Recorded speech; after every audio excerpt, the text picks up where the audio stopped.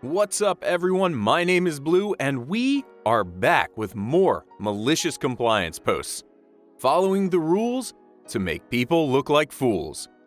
If you haven't yet, please consider subscribing to our channel, and with that, let's get into it. Only take breaks when I tell you to? Sure, no problem. I used to work at a call center where we would get flooded with calls constantly. This is a story of how a busybody boss thought they understood everything since they were in charge. At the work, we were given 2 15-minute breaks and 1 45-minute lunch break. The breaks were scheduled into our day so you could see when they would be, but this would change day by day. My role was a bit different than the normal agents, as I was specifically dealing with the higher issue calls. These calls could take up to an hour to complete, and the caller would need to stay on the line unless they were fine with a call back later, but this was rarely the case. Since I never knew when I would be getting these calls, my break times were a shot in the dark if I would or wouldn't be on a call. I would just take them as soon as the call was done if they ever intersected, which they did 99% of the time. Enter my boss. During a performance review, I hit all the marks except for attendance. I asked about this as I know I missed a few days, but always with a reasonable update for time frame and never had a no-show day where there was no warning that I'm not coming in. My boss stated that attendance also applies to break and lunch times, and since I rarely took them at the requested time, I was getting written up. I explained my role that they hired me for, and the challenges involved. They did not care and stated I needed to take breaks when I was told to. I asked for them to send me an email so that I could print it out, put it on my desk, and never forget again. My boss smiled ear to ear, probably because they thought I was groveling at that point.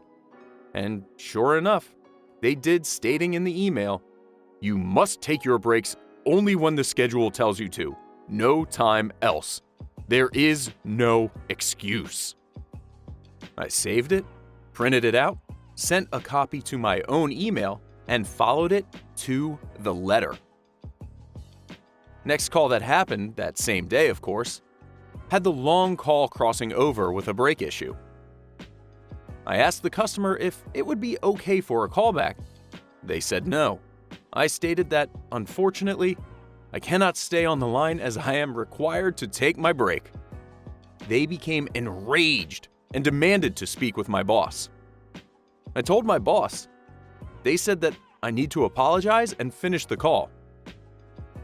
I showed them the email they just sent to me and said, "You told me to take my break at this time no matter what. I'm just doing what you told me to do. I'm taking my break. Would you like the customer transferred over? Or should I just hang up?" They took the call over, and from that day on, I never had a missed attendance mark. God, busybody bosses are the worst. Another case of bosses just not knowing what's going on. It's called managing, not micromanaging. Stay out of it. If only you hadn't argued. Cross-post. Cross-posted because I was told by a half-dozen people this belonged here too. Working escalations, complaints to a supervisor, for internet tech support, I have an agent send me an angry customer over because he needs a tech to his house but doesn't want to wait for our first available window. That's not unusual.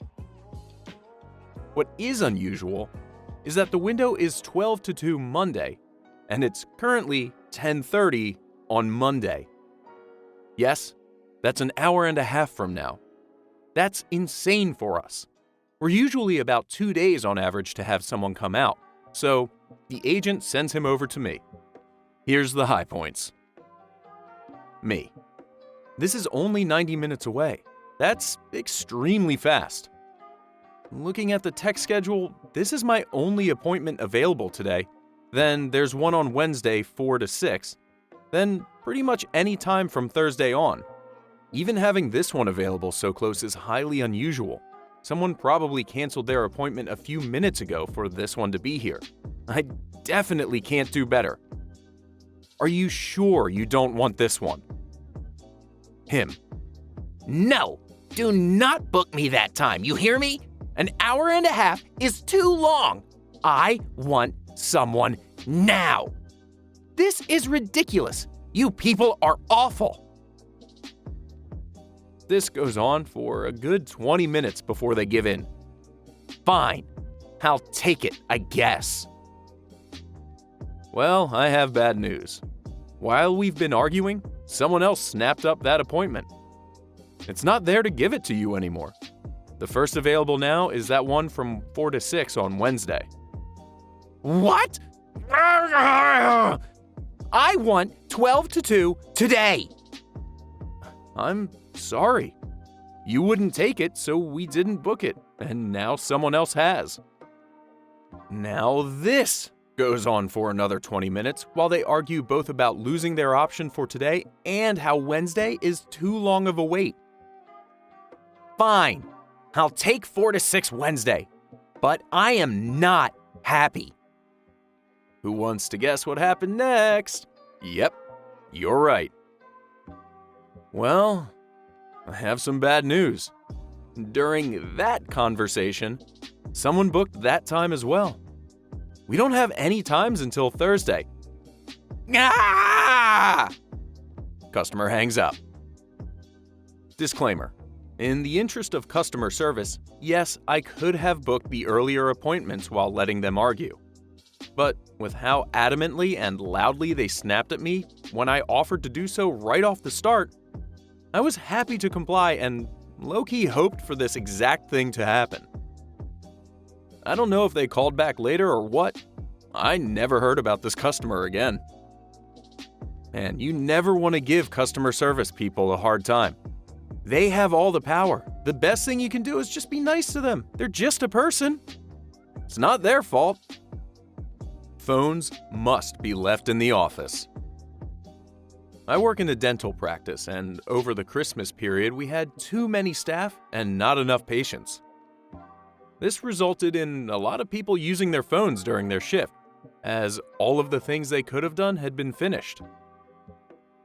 My manager wasn't happy with this, so they sent out an email demanding all employees leave their phones in the office during the day, and we can't have them on us.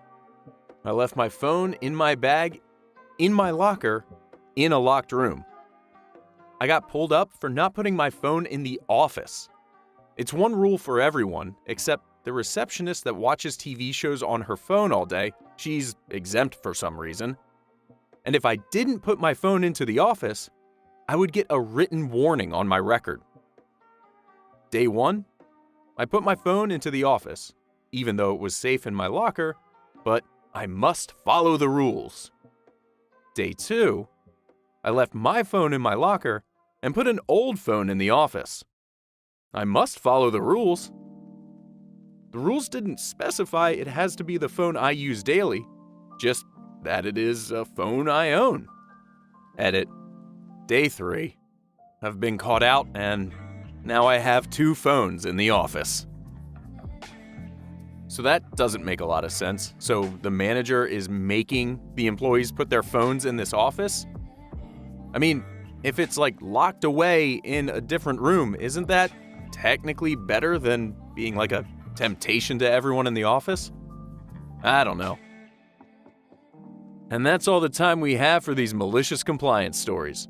If you liked any of the stories, make sure to click that like button and subscribe so you don't miss out on any more. Thanks for listening, everyone. Catch you later.